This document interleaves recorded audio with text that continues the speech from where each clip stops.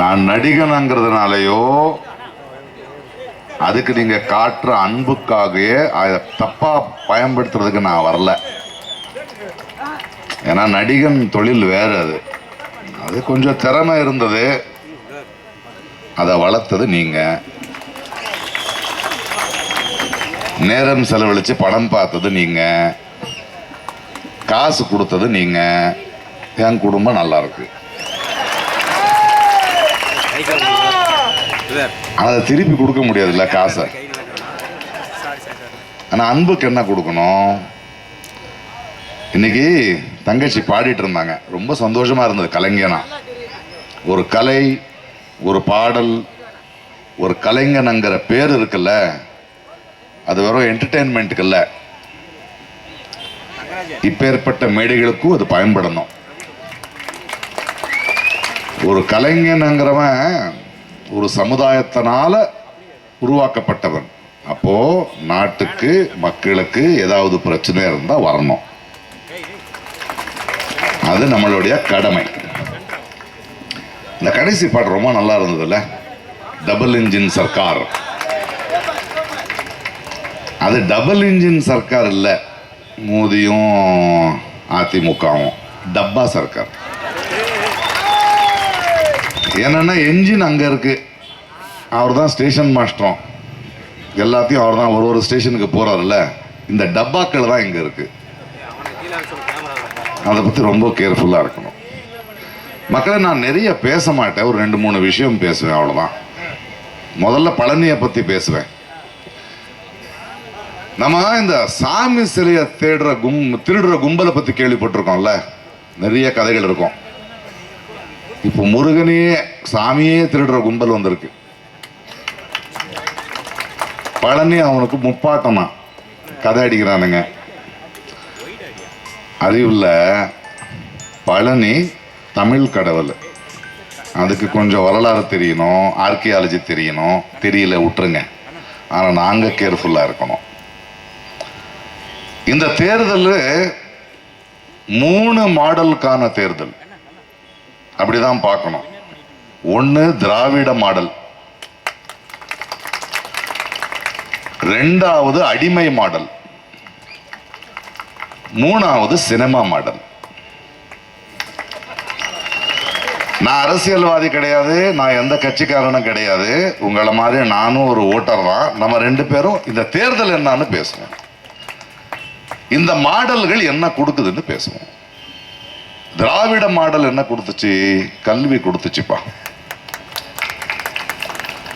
இந்தியாவிலேயே ஒரு மாநிலம் இப்படி இருக்கணுங்கிற பெருமையை சேர்த்துச்சுப்பா. மொழி மானத்தை காப்பாத்துச்சு.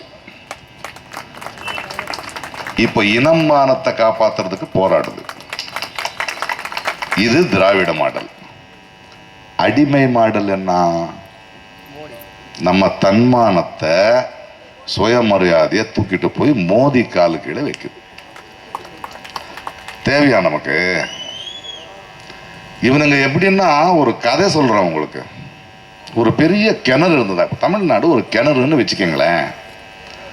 அதுல ஒரு தவளைகளோட சாம்ராஜ்யம் இருக்கு. தவளைகள் எல்லாம் நல்லா வாழ்ந்துகிட்டு இருக்கு. அவங்களுக்கு நடுவில் ஏதோ மனதாபம் இருந்தாலும் பேசிக்கிட்டு ஒரு மாநிலம் மாதிரி வாழ்ந்துகிட்டு இருக்கு. அதுல ஒருத்தன் என்ன பண்ணுவான், டே நான் தான் ஆளுவேன், நான் தான் தலைவன் ஆகுவேன் அப்படின்னு சொல்லுவான். எடப்பாடியோ படப்பாடியோ யாரோ,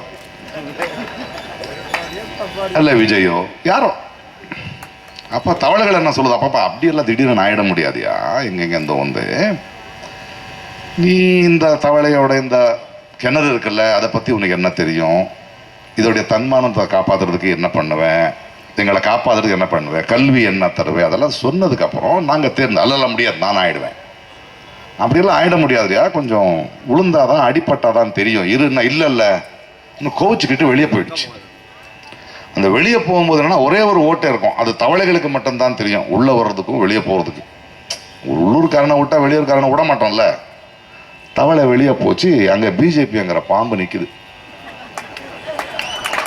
பார்த்த உடனே சாப்பிட வந்தா, ஐயோ என்ன சாப்பிடாத, சாப்பாடு என் கிணறு நிறைய இருக்கு, டே வழி இல்லடா, எப்படி போகுது, நான் கூட்டு போறேன், நீ வந்துட்டு என்ன அங்க தலைவன் ஆக்கிடுன்னுச்சு. அந்த பாம்பை உள்ளே எடுத்துட்டு வரானுங்க. இப்போ நேரம் வர முடியல இல்லைங்க. உள்ள வந்து என்ன நடக்கும்? இந்த தவளை என்ன மற்ற தவளை, டேய் நம்மளுக்குள்ள பேசிக்க முடிக்க வேண்டிய விஷயம், நம்ம மாநிலம் நல்லா இருக்கணும்டா, வெளியில இருந்து ஏன்டா இந்த பாம்பை கொண்டு வந்த? அதெல்லாம் முடியாது.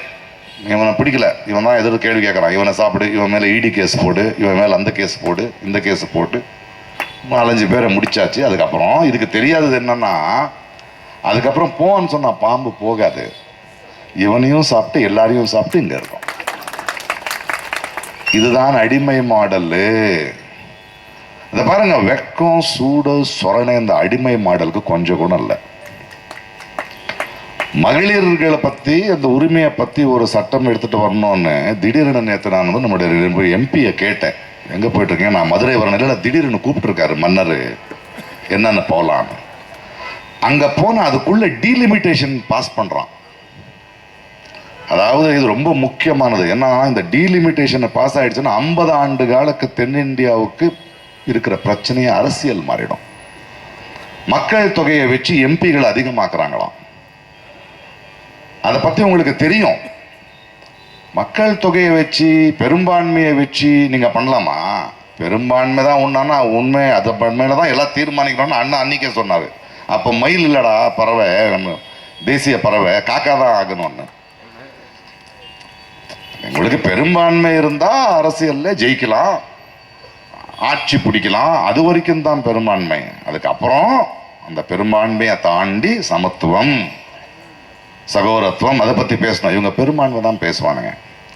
நான் எதுக்கு சூடு சொரணை இல்லாம பேசுறேன்னா, இந்த எடப்பாடியோ இந்த மற்ற கட்சிகள் இருக்காங்கல்ல, இந்த அடிமை மாடல் தமிழ்நாட்டுக்கு துரோகம் நடந்துகிட்டு இருக்கு. தேர்தல் நேரத்தில் எவ்வளவு தைரியம் இருந்தா அவன் பண்ணுவான், வாய மூடிக்கிட்டு நிக்கிறானுங்க பாருங்க.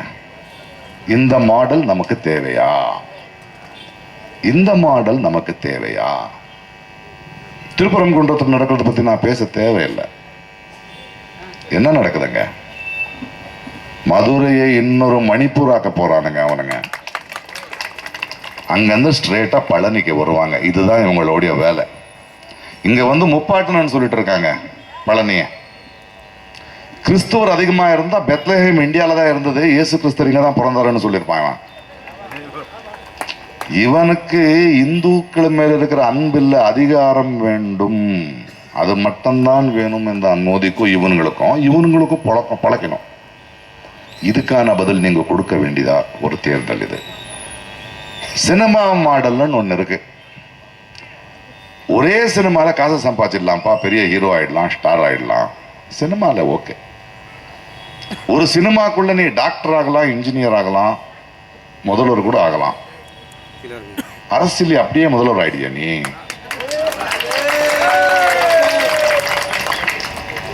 யாரு அரசியல் பேசணும்? என் அளவுக்கு அரசியல் பேசிருக்கியாப்பா நீ? நீ இத்தனை வருடங்கள்ல தமிழ்நாட்டுக்கோ மக்களுக்கோ மொழிக்கோ தன்மானத்துக்கோ பிரச்சனை வந்திருக்கும் போது வந்து நின்று இருக்கியா?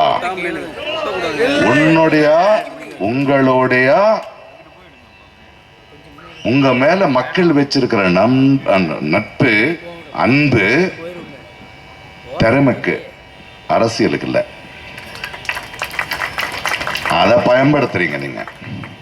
வெயில்ல கியூ நின்று கட் அவுட்டை போட்டு டிக்கெட்டை போட்டு வீட்டை பத்தி யோசிக்காம வேலையை விட்டு காட்டின அன்பை இப்போ அரசியல் வரணும்னு அதுக்கு பயன்படுத்துவீங்களா? இதை பாருங்க, நடிகனுக்கு ரொம்ப பிடிச்சா 3 விரலை தொண்டையில விட்டு விசில் அடிக்கலாம், நாடை கொடுக்க முடியாது. நாடை கொடுக்க கூடாது. அரசியல் வேற, சினிமா வேற. அந்த அன்பு வேற, இந்த அன்பு வேற. அதுக்கு இறங்கணும், பேசணும். சீமான் பரவாயில்லையா, 10 வருஷமா மக்களை பத்தி பேசிக்கிட்டு இருக்காரு. பெரிய பெரிய நடிகர்கள் அப்படியெல்லாம் ஆகாது.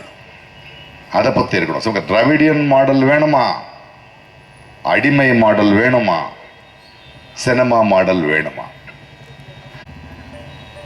அரசியல் யார் பண்ணோம் அங்கிற ஒரு கேள்வியை நான் மக்கள்கிட்ட கேட்கிறேன். என்னை பொறுத்த வரைக்கும் அரசியல் மக்கள் நாம பண்ணணும், ஜெயிச்சவங்க வேலை பார்க்கணும்.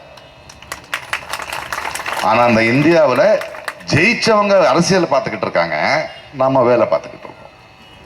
அதை மாற்றணும். நம்ம அரசியல்னா யாரை தேர்ந்தெடுக்கிறோம், யாரை தேர்ந்தெடுக்கிறோம். இந்தியாவோட அரசியல் என்ன? இன்னைக்கு எதுக்கு தமிழ்நாடு எதுக்கெல்லாம் நிக்குது? அதுக்கு யார், எந்த அணி, எந்த அணி நம்மளோட நிற்கும், தமிழுக்காக துடிக்கும், அதை யோசிக்கணும். கடைசியா ஒரே ஒரு வார்த்தை சொல்றேன். இது ஏதோ அதிமுக அணிக்கும் டிஎம்கே அணிக்கும் நடக்கிற தேர்தலா இல்ல.